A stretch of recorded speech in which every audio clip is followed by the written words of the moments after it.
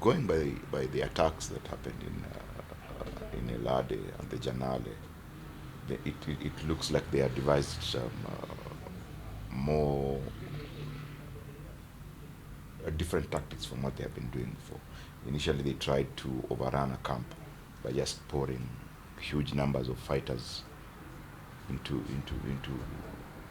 camps. But now it looks like they have devised ways of using vehicle-borne improvised explosive devices, which then make it easier. They make it easier for them to breach defenses and get in. In the case of Kenya, they did that and went straight for the command and control center, disabling the communication. That is why it took a longer time for the KDF soldiers to the reinforcements to get to the camp.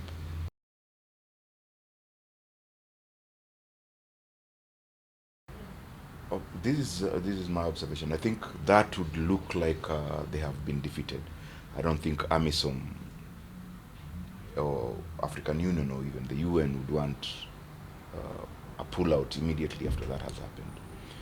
But and also the fact that we have been that KDF has been in Somali for the last 5 years, and well, it obviously looks that they have made quite strides.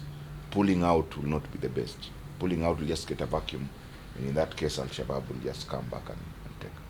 And the killing of KDF soldiers, we have been there. We have been in Somali for the last 5 years. With other than the latest incident, the death toll was meager. It was about 40 or something like that. This is the one strike that has killed many Kenyan soldiers.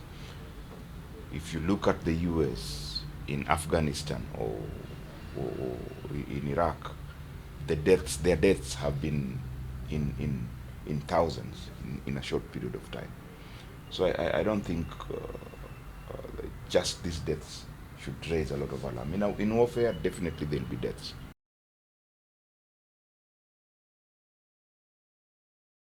On KDF's leadership in this incident, I would personally commend them. One, it would be foolhardy for anyone, because what Kenyans have been demanding is the numbers of those who have been killed.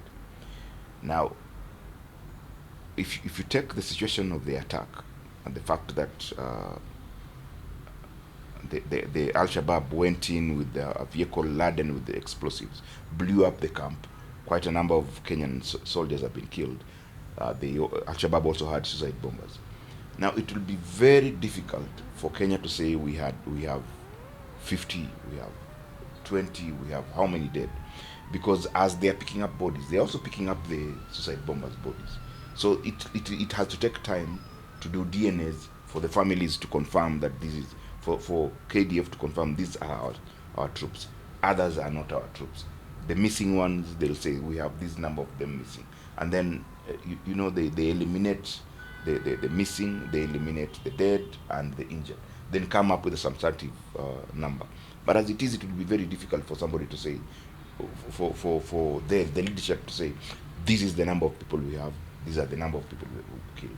And protocol demands that in war, protocol demands that first the families, the next of kin, must be informed before the general public does, because it looks inhuman for KDF to splash out names and faces of those who are dead or injured or missing before they inform their families that this is the situation for us on the ground.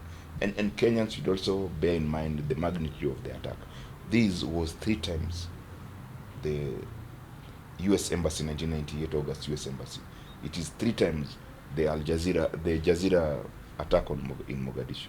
So it's not quite a small attack that is a walk in the park for Al-Shabaab. It wasn't.